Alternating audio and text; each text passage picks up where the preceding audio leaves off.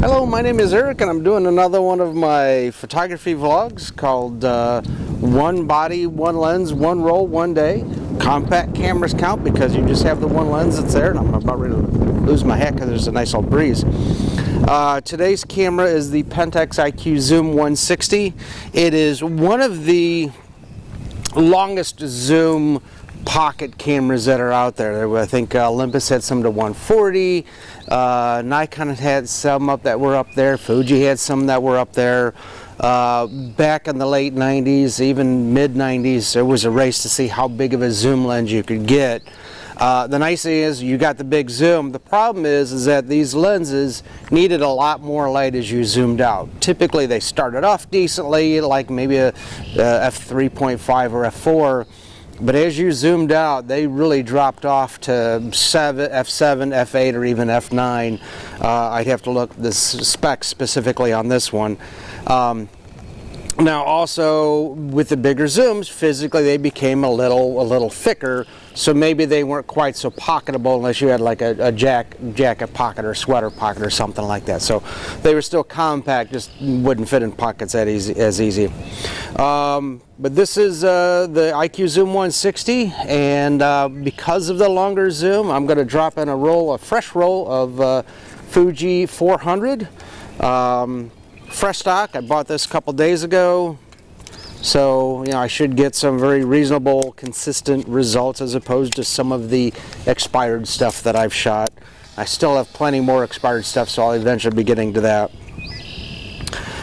So it is loaded up with number one. This is a roll of 36. I am at Hinckley Reservation in the Cleveland Metro Parks, the Topple Edges picnic area.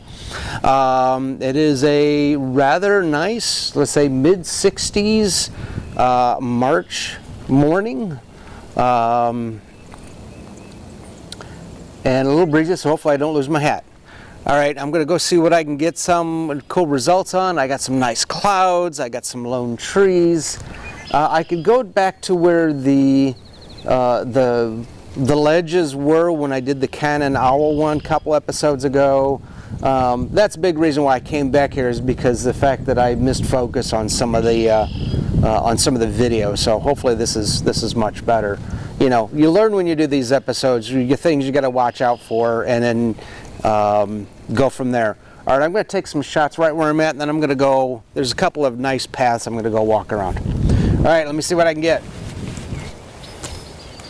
Okay, so Google's a wonderful thing. I actually looked up the specs on this guy, and it's the 38 to 160, but it's an f8 to f12, so it really slows down. So when you get these really big, longer zoom lenses, instead of 100 and 200 speed film being your normal film, I would probably be going with 400 speed as your normal all-purpose film.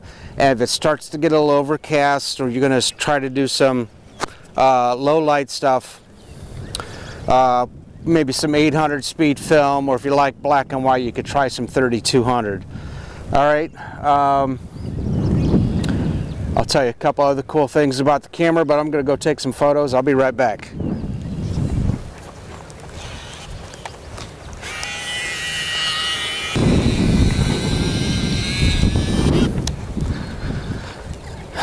Couple other things you need to be aware of on some of these point shoot cameras. When you do macro mode, you're looking through the little window that's above the lens, not necessarily what the lens sees. This particular camera, when you're closer than about 3 feet, it actually puts a little shade as a correction, so you don't go above that shaded area. So like about a quarter of the viewfinder kind of darkened down a little bit, so that way you can keep whatever it is you were focusing on in frame and not like clip it off and stuff like that. So that was a cool thing about this one. I did also find that the ISO range on this camera, the auto DX code, is 50.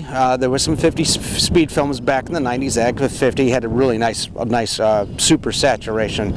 I gotta see if I can find some of that. All the way up to 3200, so you can shoot the really high speed, grainy black and white.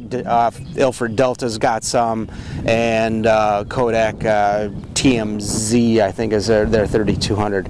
All right, I'm gonna keep shooting. See what else I can get.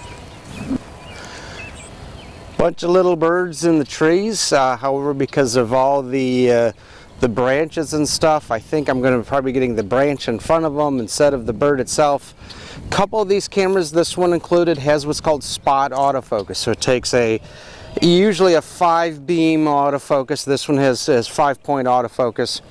And takes it down to 1. Now it's not super tight like a handheld spot meter, but instead of, you know, covering about 80% of the area, it's trying to cover about a 10% area in the middle. Your bracket inside the camera does change, so if you keep the subject tighter, chances are it'll miss the stuff along the side. I tried to get a couple of shots. There's a couple birds floating around behind me. Let's see if I can get one of them. We'll see how they turn out. All right, back to it. It's either a bluebird or blue jays over there. Probably not going to be able to get him. He's a little too bouncing around. But maybe you'll see him on the camera if he flies by.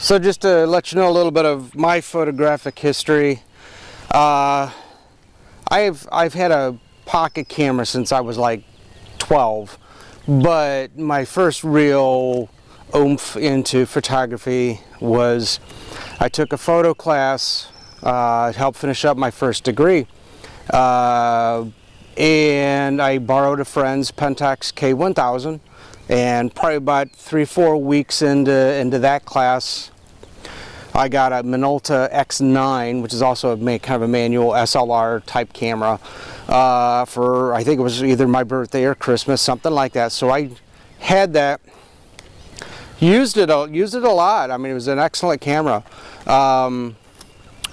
Then when I started working for a photo retail company,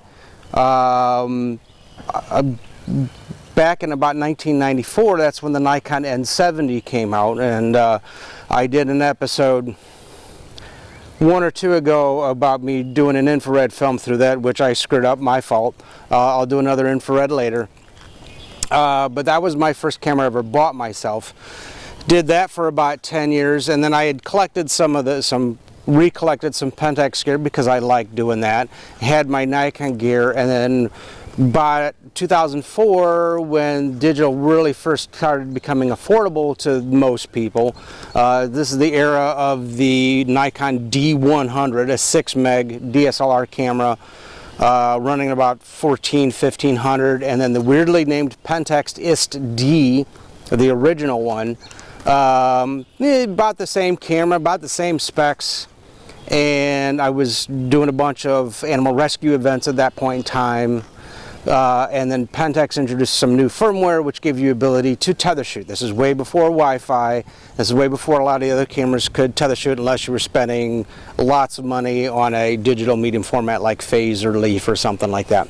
So I went and got into the Pentax system, and I've been shooting it ever since. However, because of the fact that I've still been in the industry, now going on over 31 years, I've handled just about every film camera that's out there for 35mm and a fair amount of medium format. Some stuff I've not shot yet. I'd love to get my hands on a Fuji 680 variant. You know, certain lenses I'll probably never get hold of, but you know, that's the fun of doing this, is I've got a wide selection of gear I can go through, from pocket cameras for different lenses, different bodies, and well, you're probably tired of hearing all that. So I'm about shot 21. I'm gonna do a couple more shots, so we'll slowly work my way back to the car. Pretty nice hiking path up in this area. Probably not gonna make it down to the ledges this time, but I might come back for that. All right. Okay, so the sun's been poking out a little bit, but because it is kind of a overcast day, And when I zoom this thing out, the flash is actually going off. Now, it's probably going to be ineffective anything, you know, farther away than 15, 18 feet at best, just because of the fact that this does drop to an f12. But that's what happens when you're using, you know, a longer zoom lens that does slow down. If you don't want your flash to go off as often, either A, try the 800 speed film, or on the command dial there is a no flash option, and just kind of shoot, and hopefully it's not so slow that you see your own shakes.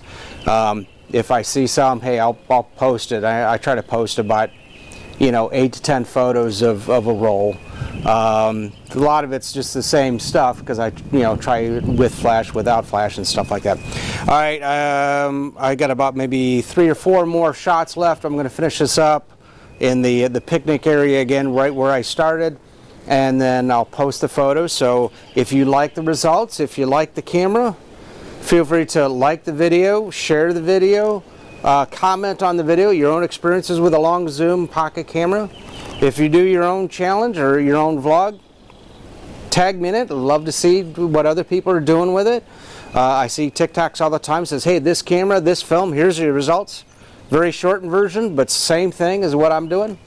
And all right, thanks for watching. See you next episode.